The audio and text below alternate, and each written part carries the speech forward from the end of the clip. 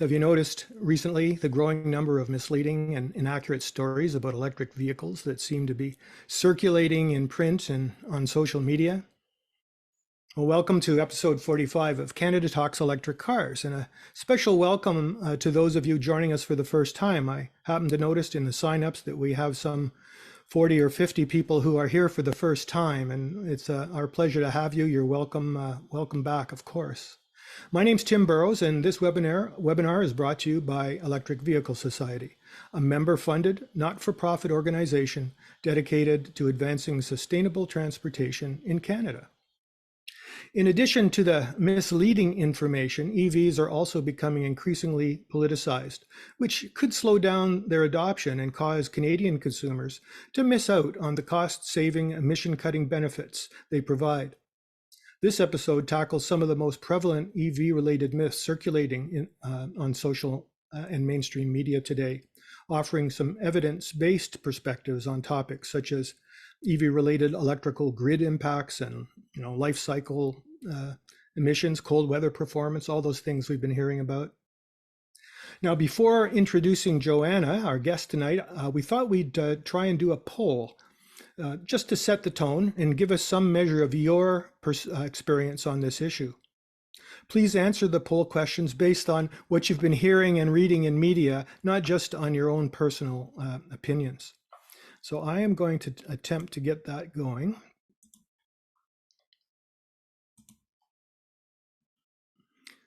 There we go. So we're asking you to rank the following sort of comments and media stories based on how often or how unoften you've seen them, least often you've seen them. And you can rank them from most to least, and there are only 6 of them for you to do.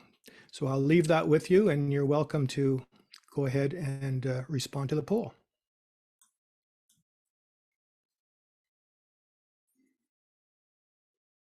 And while you're doing that, I'm just going to mention that for those people who come back to watch this on the recording, the poll does not get captured in that. So I will read out the responses so that the folks watching the recorded version of this get to hear what how the room felt about these issues.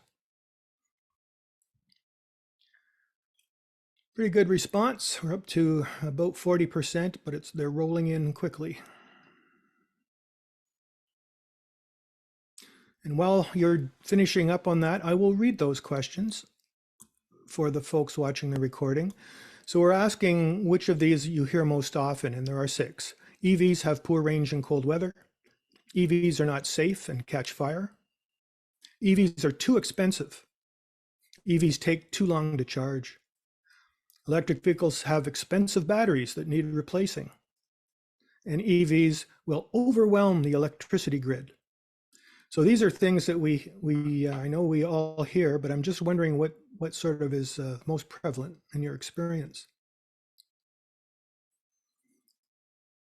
We're up to 75% of the room, which is grand. It's just great. And we'll go a little bit farther. And I can tell you already by the numbers, we can probably end this poll because it looks like we hit 6 out of 6. Okay, I'm going to stop this and share the results, and you'll see what I mean. We're up to 80%, and I don't think the percentages are going to change much. There we go. I'm going to share this with the room, and surprise, surprise, it appears pretty much every one of these issues you've all heard them. And I guess that shouldn't be such a huge surprise, but it kind of is. And the electricity grid question being the least common, but still at 96%, pretty much everybody has heard it. So thanks for that. We'll do a poll again and try and get something a little bit meatier and something that maybe a little more controversial, get some variety in the answers. But thank you all very much for participating. So we are delighted to welcome back Joanna Kyriazis, Director of Public Affairs for Clean Energy Canada, to our webinar to address this whole topic. Joanna works to develop and advance policy solutions that address climate change while promoting clean growth. Based in Ottawa, she regularly connects with thought leaders, industry stakeholders, and policymakers at the federal level. Before joining Clean Energy Canada, Joanna worked as a management consultant, helping businesses identify and manage climate change risks and, of course, opportunities. She also practiced as a lawyer, advising governments and industry on climate change and energy law. So, Joanna, welcome to the webinar. Welcome back to the webinar. Thanks so much, Tim. Happy to be here. Oh, it's awesome. Well, I know it's been kind of frustrating to listen to some of this. We all sort of grit our teeth when we hear some of these comments, especially those of us who know full well, because what it really bugs me is the notion that somebody who's maybe sitting on the fence or just starting to explore EV as a possibility for them hear these things, and gosh, it's frustrating to hear them played back to us and constantly have to address them with folks who just haven't had that experience that we've all had. So this is your chance to dispel a few myths and maybe provide us with some arguments and facts that we can take out into the world and address these questions. So, Joanna, I'm going to let you have at it. All right, thank you. I'll just share my screen here. And can you see that okay? Sure can. Looks great. All right. So hi, everybody. I'm Joanna from Clean Energy Canada. And just want to echo what Tim was saying, that I've been working on clean transportation issues for a number of years now. And one of the reasons I loved it so much, and still love it so much, is that EVs were this very exciting, up and coming, popular technology. They've been called one of the bright spots in the energy transition, because their uptake is often, outperforming projections, and they offer so many benefits to drivers, which we'll talk through today. But I have certainly noticed in the last 6 to 12 months a very recognizable shift and a significant rise in sort of anti-EV sentiment. Almost every day we see an anti-EV piece in the media, lots of pretty exaggerated memes floating around social media, and heated discussions happening on different social media channels. And as Tim mentioned, EVs are becoming increasingly politicized. Certainly seeing that happening in the US. I've got a chart on this slide here showing that EV ownership pretty clearly tracks voting intention. And former President Donald Trump has taken up EVs in some of his campaign messaging, and he is not a fan. So that's certainly one of the biggest messengers of some of these anti-EV arguments. So I think what I want to do today is, I just want to actually say, similar to what Tim was saying, a healthy debate is always great, right? I want to hear what people's concerns are about EVs. I want to hear what their questions are, even what their anxieties are. But it starts to become problematic when questions and even, anti-EV sentiment translates into misinformation that is being spread, including by otherwise, trustworthy messengers like the media. And so then it can have the impact of, making Canadians who are already who are interested in making the switch a little bit more hesitant because they're getting all of these mixed messages. So today I am going to take you through the top 10 most popular EV myths that I have been seeing lately, and I'll try my best to separate, fact from fiction. Okay, myth number one. I think this was one of the most popular myths that came out in the poll right there. So myth number one: EVs are useless in the cold. Now, there is an element of truth to some of the cold weather EV stories, and so it is true that EV range is impacted by cold weather. There's a recent study from Recurrent Auto that came out looking at 18,000 vehicles and found that EV models on average lost about 30% of their range in freezing conditions. Obviously, some were better than others, a little bit above that, a little bit below that. But there are these impacts. So I'll start with that. The problem again is that this truth is often taken out of context or blown way out of proportion. So the first point here is that the average range of an electric vehicle nowadays is over 450 kilometers. A 30% drop still leaves drivers with over 300 kilometers of range.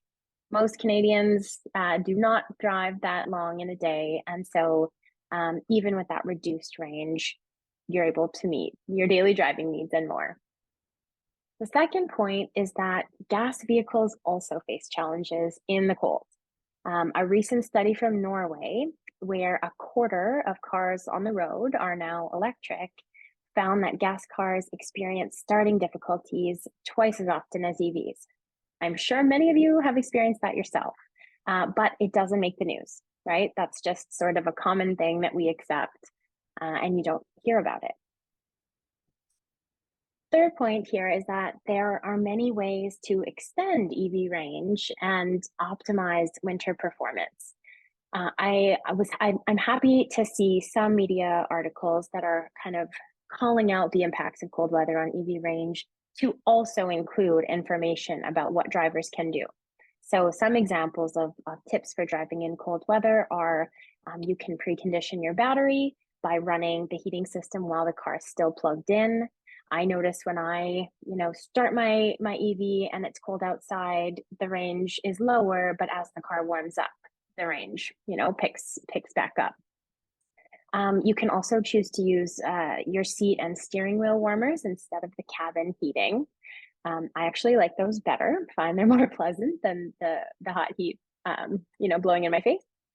You can use eco mode. There's a number of ways that you can keep or preserve or extend your range in the winter. And then the last thing I'll say is that EVs actually offer some winter driving benefits that gas cars don't. So often you have the ability to remotely heat your cabin or even defrost your windows, while you're still inside. You don't have to wait for the engine to get hot before the heat starts pumping. I remember just growing up, I hated winters. It would take 20 minutes for my gas car to warm up and start feeling the heat. EV it's almost instant. And then there's even some potential safety benefits with EVs in the winter because they have a lower center of gravity, so are less likely to tip, and they have enhanced tire grip. All right, myth number 2, this was, I think, the most popular one in the poll that people are hearing, is that EVs are unaffordable. So first thing here is this is not just an electric vehicle problem. Cars in general are getting more and more expensive. During COVID, a lot of car makers shifted their business models to focus on keeping lower levels of inventory and focusing more on selling larger vehicles and luxury vehicles because the profit margins per vehicle were higher. An example here is that at the end of last year, the average price of a new car in Canada was almost $68,000. That is very high. That is very out of range for a lot of Canadians. But if we're comparing with EVs, there are 40 to 50 electric vehicle models currently available that come in under that price. Now, it is true that EVs do still typically cost more than comparable gas models upfront. That gap is shrinking and fast, but it hasn't closed entirely yet. The good news is that owning an EV is ultimately much cheaper than owning a gas car. And that's because electric vehicles are so much cheaper to fuel and maintain. Often that upfront cost differential is paid back within just a year or two. And then EV drivers start pocketing the savings for the rest of the vehicle's life. I'll give you 2 examples. Clean Energy Canada put out a report a few months ago that took 6 of Canada's most popular electric vehicle models and compared them with their gas equivalents. The first one was the Chevy Bolt compared to the Toyota Corolla. And we found that over 10 years of ownership, a driver could save almost $34,000 by choosing the Bolt. We've done this report before, but a new feature that we added this year was that we included the break-even point. So you see on top of the Chevy Bolt in kind of green highlight, this is how long it took for the Chevy Bolt to pay back its higher upfront cost, 8 months. So you're not waiting 10 years to start, experiencing those savings. This driver only had to wait 8 months. Similarly, the Ford F-150, Canada's top-selling vehicle by a long shot, the electric version, the Lightning, could save a driver over $47,000 over a 10-year ownership period compared to its gas equivalent. And again, break-even point was less than a year, so only 7 months. With battery prices coming back to a falling trajectory and the used EV market continuing to grow, we should continue to see EVs become more and more affordable. Myth number 3, Canada's EV charging network is inadequate. Top most important point that I like to remind people of, including the media, is that the vast majority of EV charging happens at home. This is where it's cheapest, and this is where it's most convenient. This is a selling point for EVs compared to gas cars, which is often forgotten, right? It's a more convenient lifestyle. But when we are looking at the public charging network, because obviously not everybody owns a home, not everybody has a place to plug in at home, and all of us are going to go and do longer road trips, and some of us have to drive very long distances on a daily basis. So certainly Canadians are going to have to rely on the public charging network one way or the other. When we look at how Canada is comparing with its peers on public charging, Canada's keeping pace.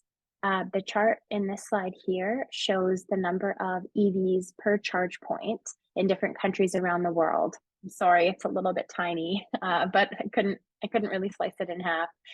It's from the International Energy Agency, and Canada's right in the middle of the pack when it comes to the ratio between EVs and public charge points.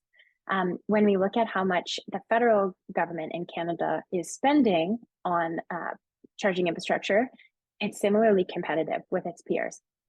Often you'll hear folks pointing to the US as an example of who Canada should follow when it comes to the public charging network.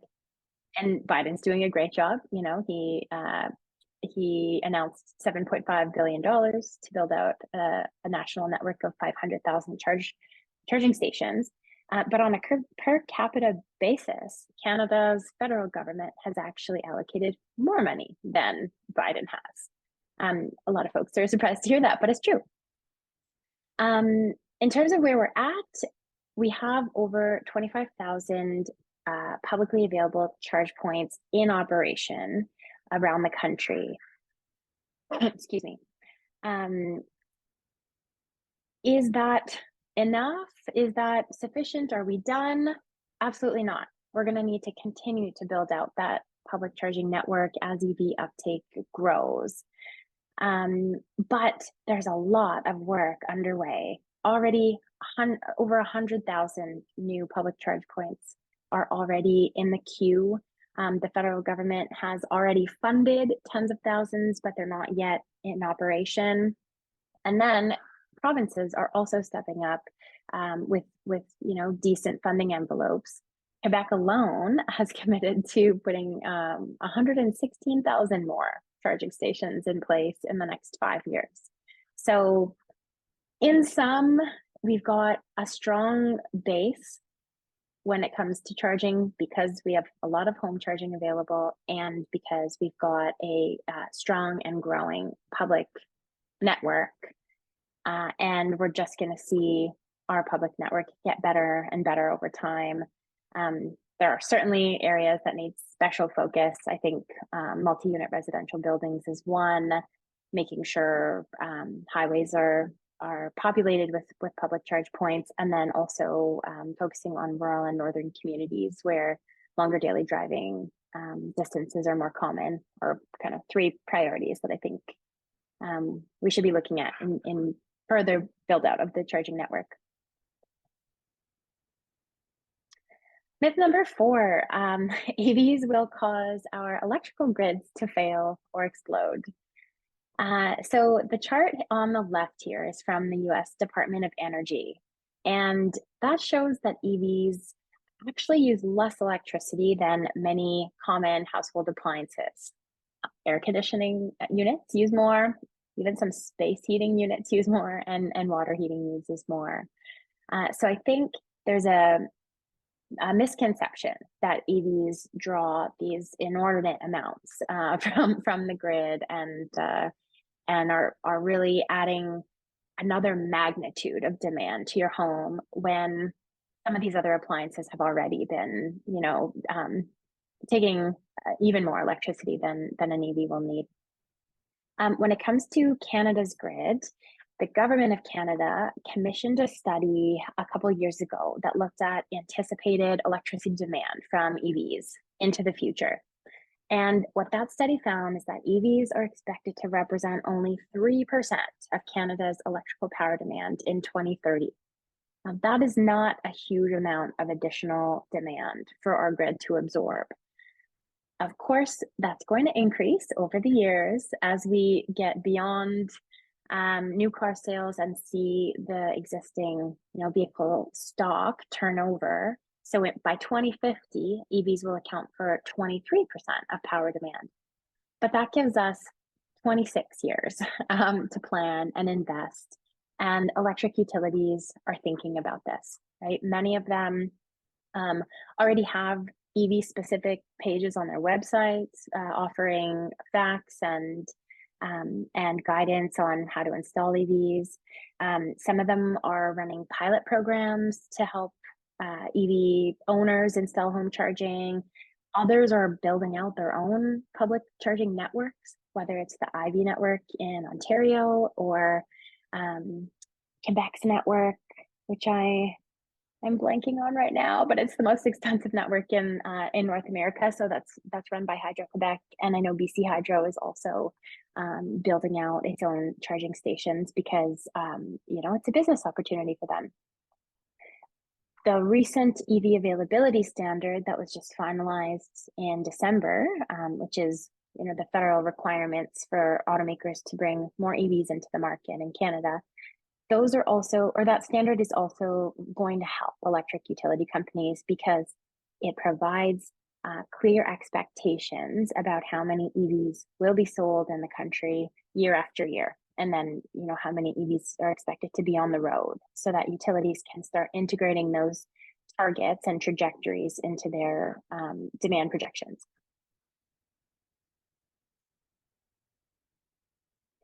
Myth number 5, EVs are actually worse for the environment than internal combustion engine vehicles.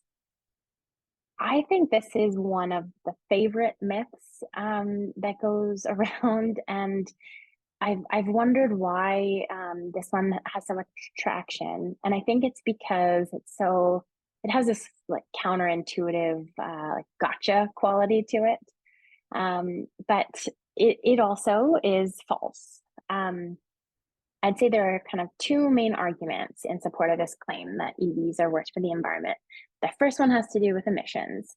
So those claim that because electric vehicle batteries take a lot of energy to manufacture, and then because EVs are plugging into grids that have at least some fossil fuel powered electricity, whether it's coal or natural gas fired, then over an EV's lifetime, it actually has worse emissions or worse life cycle emissions compared to a gas car.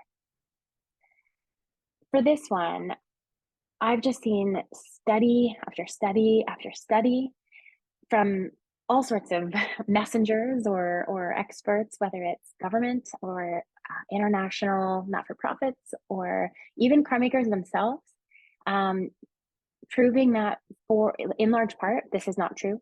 EVs do better on life cycle emissions. The one caveat that I will make is that I have seen studies being split when it comes to electrical grids that are powered by 100% coal. Some studies say doesn't matter if you're plugging an EV into a fully coal-powered electrical grid, EVs will still perform better on emissions because they use energy so much more efficiently than gas cars do. But then I've also seen other studies saying if we're talking about a 100% coal-powered grid, the benefits of EVs are marginal at best. So I will admit to that question still being unanswered definitively. But in every other case, EVs come out way ahead, even including mining and manufacturing emissions. The graph or chart on the left here is a Canada-specific comparison. And in Canada, we've got a grid that is 84% clean. We're also moving towards an even cleaner grid by getting off coal entirely and working towards, a fully or net zero electricity by 2035.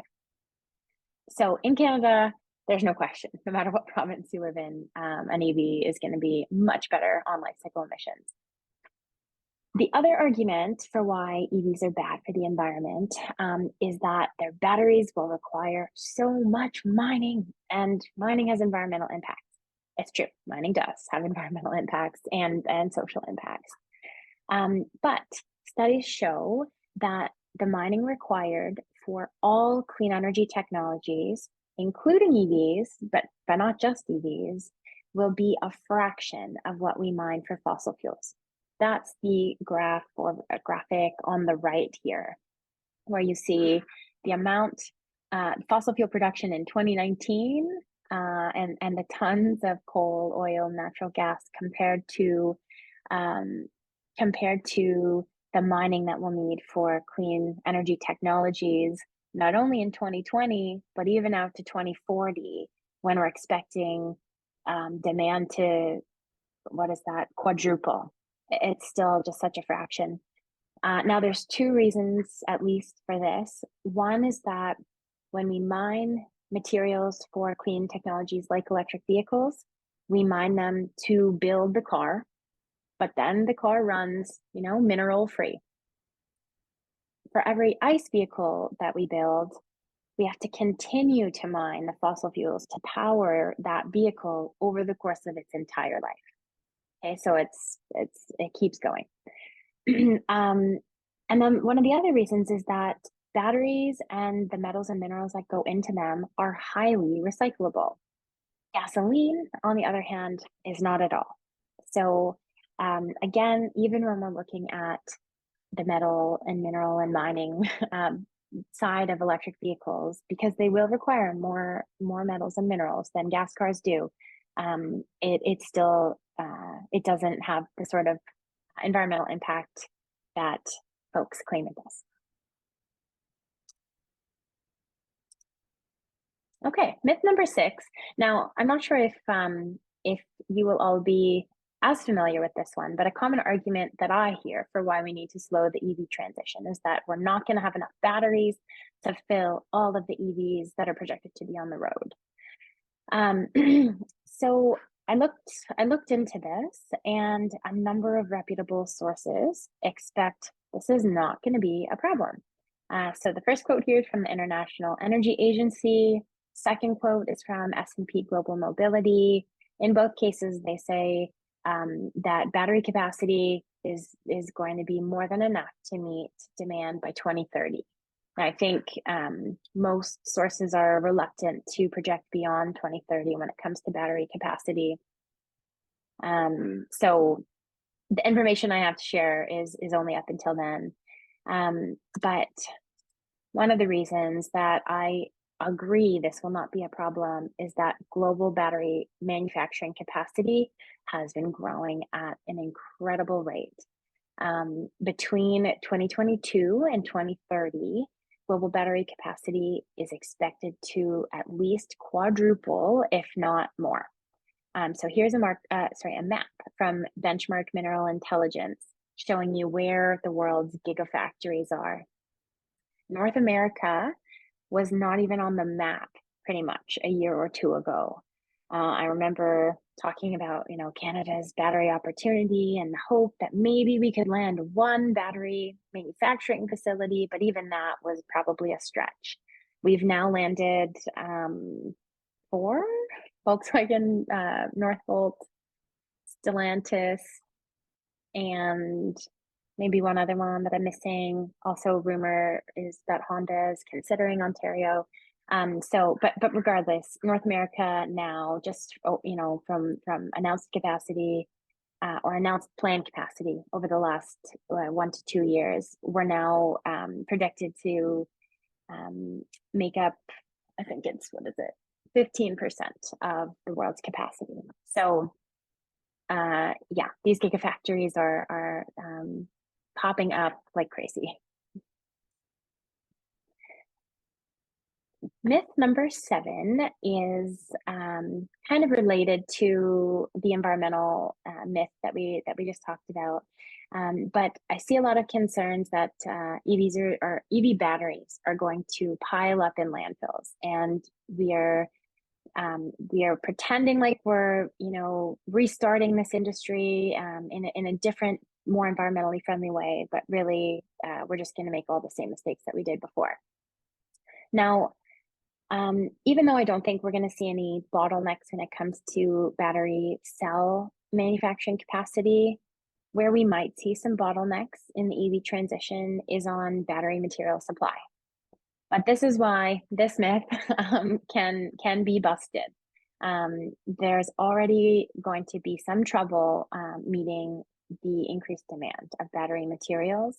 And so many groups and automakers agree that recycling is going to have to play a key role in our EV future. Because battery materials from end-of-life batteries are going to be so valuable, there's just no way that EVs and their batteries will end up in landfills. In terms of the types of percentages that we're expecting to be met through recycled material, S&P Global Mobility projects that about 1/5 of global cobalt and nickel demand in 2032 will be met through recycled batteries and production scrap. So that is a significant amount of future demand being met by recycling in just a few years. Well, not a few years, but 8 years. So automakers also are seeing recycling as playing a key role in the future. Many of them are establishing partnerships with raw material suppliers and recyclers. So Volkswagen and Audi, for instance, have teamed up with Redwood Materials in North America and Umicore in Europe. And then other car makers like Mercedes-Benz and Tesla are actually setting up in-house recycling operations. And last bullet here, the last bullet here and the graph is from the International Council for Clean Transportation, and it shows the US's planned battery capacity. Now, again, there are lots of questions about whether we're going to be ready to deal with all of these batteries that are going to be coming to the end of their life in the next decade. The US actually gets criticized for being too ready, for having built out or having planned to build out too much recycling capacity. It's actually based on current announcements, the US is already ready to process all of the end-of-life batteries up until 2044. So the industry is definitely planning for this, getting ready for this, and end-of-life batteries are being managed. Myth number 8 also relates to batteries and their end of their life, including if they come to the end of their life too abruptly. So we hear a lot about battery replacements, and a fear that you might be stuck in a situation where you're going to have to replace your EV battery and it's going to cost you $50,000 or $70,000, and then all of the affordability arguments for going electric go out the window. This is largely a myth. Most EV batteries today have a service life of about 15 to 20 years. These batteries are designed to outlive the cars that they are put in, and some EV batteries go on to actually have a second life. It's common for EV batteries to have 80% of their capacity left after they're deemed to no longer be fit for the vehicle. In another Recurrent auto study of 15,000 EV drivers, Recurrent found that the rate of battery failure was only 1.5%. This is outside of the big recalls like the Chevy Bolt battery recall. And then most replacements also occur under warranty. So all EVs sold today include a battery warranty of at least 8 years and 160,000 kilometers. So there is a lot of assurance and there is a lot of coverage. Now, what is true here is that if you are one of the rare cases that has to replace a battery outside of a warranty, then it is costly. It is, I've read, I haven't experienced, but I've read that it's between, $5,000 and $20,000. So I think that context of how rare this is should make sure it makes it into conversations and media pieces. And the other thing is that as battery prices continue to drop, then the cost of replacements will also drop. So this cost, just like the cost of an EV from the get-go, are both going to decline over time.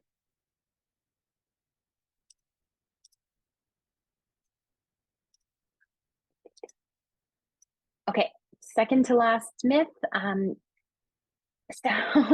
This one, I think I saw on the poll, a lot of people had not seen myths about EVs catching on fire, which I thought was interesting because this is definitely one of the most popular memes that you'll see on your social media accounts. And it's just EVs exploding or on fire. But what we have found is that studies show this myth is very, very far from the truth. So I put here gas cars are about 30 to 60 times more likely to catch fire than EVs. Those two figures came from one set of data from a Swedish public safety agency, found that EVs were 30 times less likely than gas cars to catch fire. The 60 times figure comes from a US auto insurance company. And then I was reading a report today, actually, out of the UK Parliament that contained a quote from the Association of British Insurers, which also said fire risk of EVs does not exceed that of traditional ICE vehicles. So you'll see on the chart here, hybrid vehicles were actually the most likely to catch on fire, followed by gas, and then electric were just significantly less likely. So EVs are relatively safe when it comes to fire risk. Gas cars experience fires often. Again, I think this is something it doesn't make the news, but it's happening. The one thing that is true, or that is not great when it comes to EVs and fires is that if an EV does catch fire, it can often be harder to put out just because of the lithium ion battery chemistry and the additional risks there. Okay, and the final myth is that Canada's EV targets are unrealistic and unachievable. So this is a question that we get asked a lot. Is Canada has set these ambitious EV targets and has introduced regulations to ensure that we're getting there. Can this actually be achieved? And what I like to point reporters to is that we're already on a pretty great trajectory when it comes to EV sales. So in the most recent quarter, where data was available in 2023, Canadian car sales, we're already seeing 13% being electric. In BC and Quebec, we're already seeing about a quarter of new car sales being electric. So, we're a good chunk of the way there already. And then in addition, Canada is not going at this alone. We are not the most ambitious country out there. The targets that we have set are in line with California and the 16 other US states that follow California's zero emission vehicle regulations. They account together for about 40% of the US car market. The UK has also legislated targets en route to 100% EV sales by 2035, and so has the EU. So Canada's market is a relatively small market compared to these other jurisdictions that are going in the same direction. And in the graph, we've charted all of the different jurisdictions' targets. The one jurisdiction where it's not actually their targets, but it's their tailpipe emission regulations projections of how many EVs will be used to meet those emission regulations. So that's the US in purple. But you'll see the green line, which is Canada, tracks pretty well and often lower than a lot of these other jurisdictions when it comes to our EV targets. So I think these are realistic and achievable based on where the world is going and where Canadian EV sales are already at. That is all I have today. So happy to open up the floor to questions. Should I stop? Should I stop sharing my deck? Yeah, that'd be great, Joanna. Thank you. And today, James McCallum's going to take us through some of the questions. We've got quite a few. I see 27 questions there. Hopefully there's some duplicates, but we'll do our best to go through those with you, Joanna. You gave me an idea, though. I'd like to do an episode of this webinar about the heavy equipment used in mining, because I know from some other contacts that there's a shift going on there too. That heavy equipment is becoming electrified. And with that come a lot of benefits for the folks who work in the mines. A big cost to the mining for materials for EV batteries comes from the fact they have to ventilate those mine areas that are deep under the ground. They have to ventilate them well because they're running diesel equipment down there. And so there's a real great turn of events, excuse me, where those heavy equipment units are switching over to electric. So lots of good stuff there. James, welcome aboard.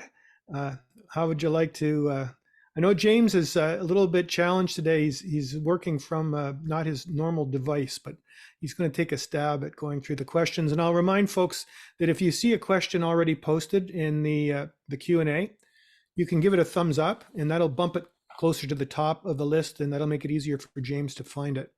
And we'll do the best we can in the time remaining. So there you go, James. Perfect. Thank you, Tim. All right, there's quite a few questions here, so we'll jump right into it. First one, I've noticed that articles frequently criticizing EVs are actually funded by the status quo comprising of the oil and gas industries. Why is this disinformation permitted by a federal government at the expense of our precarious environment?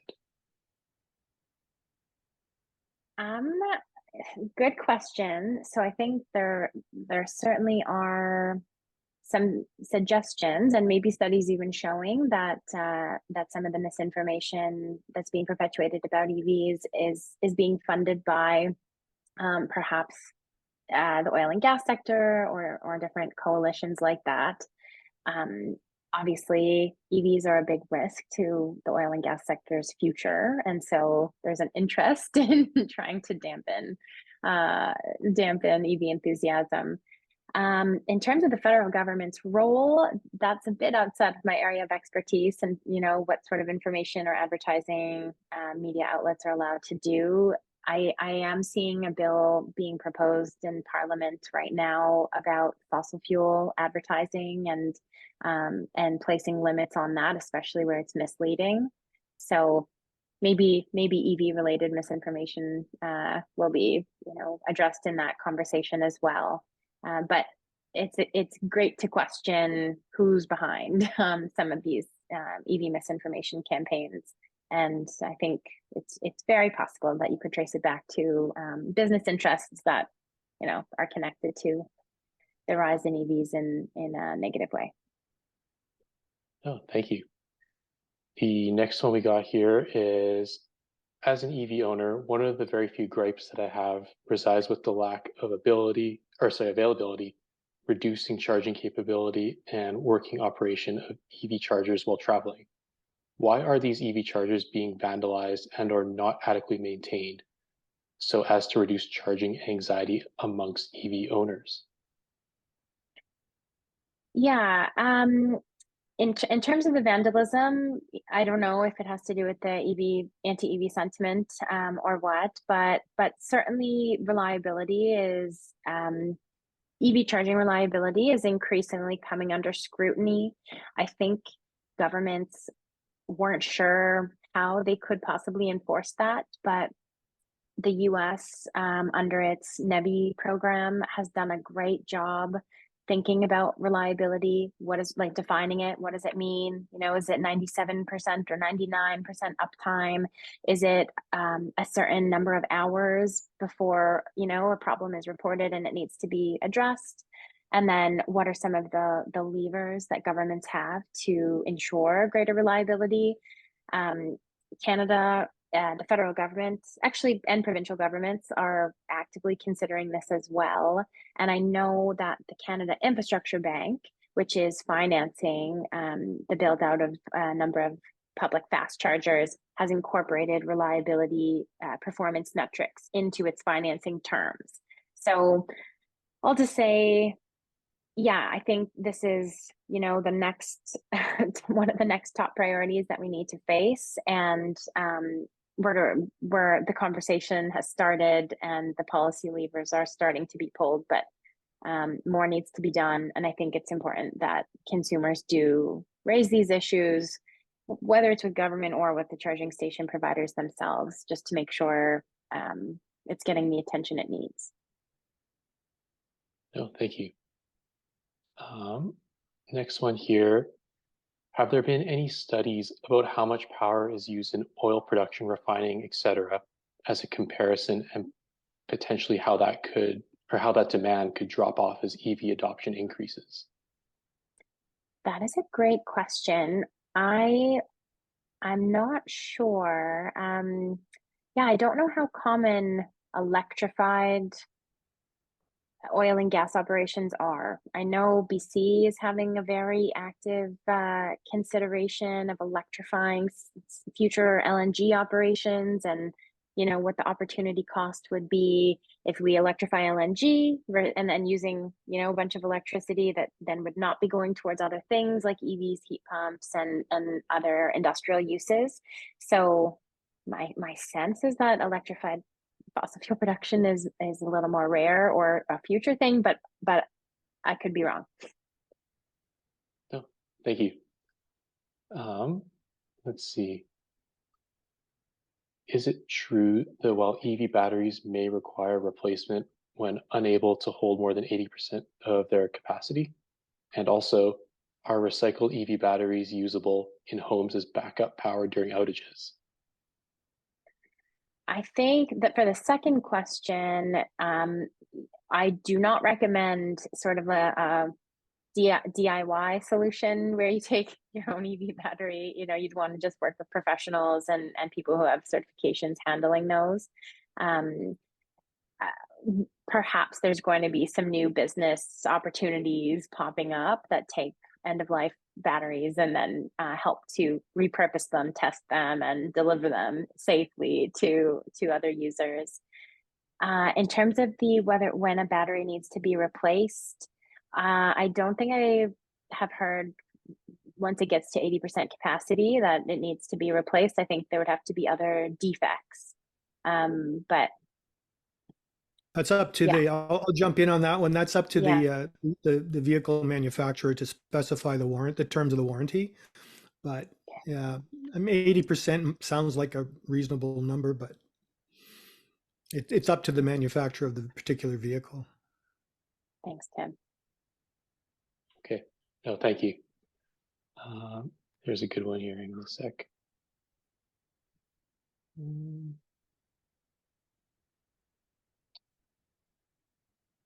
Sorry. Oh, here it is. Do you have any suggestions on dealing with the myth that hydrogen, as opposed to BEVs, is the solution to the climate crisis? I do have evidence. There's a study, there was a life cycle emissions study done by, I think it was University of Toronto and maybe the National Research Council, that compares gas cars, EVs, and hydrogen fuel cell vehicles. And the hydrogen fuel cell vehicle life cycle emissions were pretty massive. So, I mean, not only is that technology not really taking off in the passenger vehicle space, but I think there are also questions about their environmental performance on a life cycle basis, at least. Yeah, I think hydrogen from my reading too, hydrogen for passenger vehicles is kind of a non-starter. The absolute cost of producing the hydrogen, even so-called green hydrogen, results in a fuel source that's just not suitable for passenger vehicles. It's such a, the molecules are too far apart, takes energy to put them together, they're slippery, they leak, you can't transport them easily, and there are losses at every stage of processing, such that hydrogen doesn't seem to be there's no pathway forward for hydrogen. That's what I read anyway. Okay. No, thank you. Next question. Hertz Car Rental has declared that EVs are too expensive to repair. Can you challenge this conclusion? I have seen so much commentary about the Hertz decision. One, how thoughtful was it to make that decision in the first place? Was it a timing thing where Tesla just had a bunch of extra stock and was willing to sell their cars at lower prices? I think when it comes to the Hertz decision, Hertz was not really in a position to benefit from a lot of the benefits of EVs because Hertz was not getting to reap the fuel cost savings. Often drivers would be sending their vehicles back empty already of charge, or I'm not sure exactly what the repair argument was, but I think there were a lot of complicating factors for why that decision didn't really pan out. Yeah, I think one of the other aspects of that, I haven't heard many people talk about it, but if you think about it from Hertz standpoint, and you're buying a fleet of electric vehicles, a huge number of them, and then you're watching the market value, the price of these cars is dropping. EVs are getting cheaper all the time. And suddenly, here they are 6 months or a year later trying to sell these thousands, this huge fleet into a market where the new vehicles have come down so much. They're losing, I would suspect, some money on that investment. So it's a good thing for consumers that prices are coming down. It's a hard pill to swallow for a car rental company to absorb that. And I'm also not sure what sort of resources they were putting into kind of educating renter or consumers about, those who are renting Hertz vehicles, and maybe they, didn't really know where to start, and I don't know if they had a lot of guidance. So they could have had some negative consumer experiences too. Yeah, good point. Yeah. No, thank you. The next question is, how will batteries eventually be disposed of and/or recycled?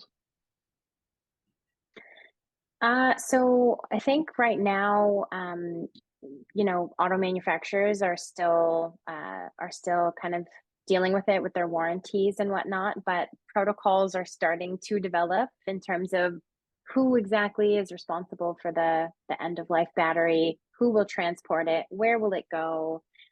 So I think BC and Quebec are developing regulations right now and are taking an extended producer responsibility approach, where it would be the car manufacturer's responsibility to go and collect those batteries at the end of their lives. We don't have an approach nationally yet. So I think that's certainly on the to-do list, but it might be the auto manufacturers, it might be vehicle parts recyclers, because we've got, huge clusters of organizations already that take end of life ICE vehicles and disassemble them, recycle their parts, sell them into the aftermarket. So I think TBD exactly what the system will look like. But I don't think those batteries are going to be forgotten about in landfills, that's for sure. Yeah, and if anybody is interested, we did an episode of this webinar. It's certainly over a year ago for this startup company called Lifecycle, and they've seem to be doing extremely well. They're specializing in recycling lithium-ion batteries, and I'll put a link in the recording of this so you can quickly find that episode for anyone who's interested in looking at it. Call to Recycle is another incredible organization and resource that really breaks down in detail the step-by-step process of car recycling and EV recycling. Great, thank you. Okay, no, thank you. Next question. Isn't it better to sell your car to someone who needs less range than replace the battery? I've heard that using batteries for stationary storage is expensive. I think, if you're an EV driver and you're deciding what to do next, again, I don't know if it's going to be up to the driver to disassemble the vehicle and the battery, but I do think this idea of selling lower range vehicles, whether they're new lower range vehicles or used lower range vehicles, is going to be a great solution to EV affordability issues. My sense is that in a few years, people are going to realize they don't need 700 kilometers of range, and if they can get an EV with 200 or 250 for below $30,000 or $20,000, then they might opt for that. So yeah. Especially if charging speeds up too, which we see happening every day, that the chargers are getting more powerful, battery chemistries are accepting the power more quickly. It's just getting shorter and shorter as far as charging times. And when it gets really short, why would you need such a monster battery, except for special circumstances? James, I'm going to cut you off there, buddy. It's a couple minutes to the end of the hour. We never go past the end of the hour. That's a hard, fast rule. And I'm going to take this opportunity to thank you and thank Joanna. Great of you to come on and do this. We really appreciate just sort of encapsulating all these things that we deal with out in the real world. We really appreciate it. And we're going to have you back, I hope, next year, maybe to come at it from another angle and talk about, take a temperature of things a year from now, because it'll be pretty interesting this next little while. Absolutely. Thanks so much for having me, and great questions from the audience. Yes, I was remiss in not thanking everybody for contributing those questions. Really appreciate it, and appreciate everyone's attendance. It was great. So I'll just mention that next month on Canada Talks Electric Cars, we're going to welcome back Kara Clareman, who's president and CEO of Plug and Drive. Women traditionally play a significant role in the purchase decision when it comes to ICE vehicles, while men tend to be the ones who are doing all the shopping and buying for EVs. And Kara is going to take a look at the reasons for that difference, that gender difference, and discuss maybe some of the possible ways that we can address that difference. We need the both genders out there shopping and buying EVs. So remember the date for that and mark it down. It's Tuesday, March 5th, always 7:30 p.m. Eastern Time. And on behalf of all of us at Electric Vehicle Society, thanks for joining, especially the new folks that came tonight. Really appreciate it. Send us your comments. Tell us what topics you'd like to hear us address. It's always a Canadian slant to what we talk about on this channel, and we do our best as volunteers to get good people in to speak, like Joanna. So thanks for joining us. We wish you the very best and hope to see you next month. This will conclude today's webinar.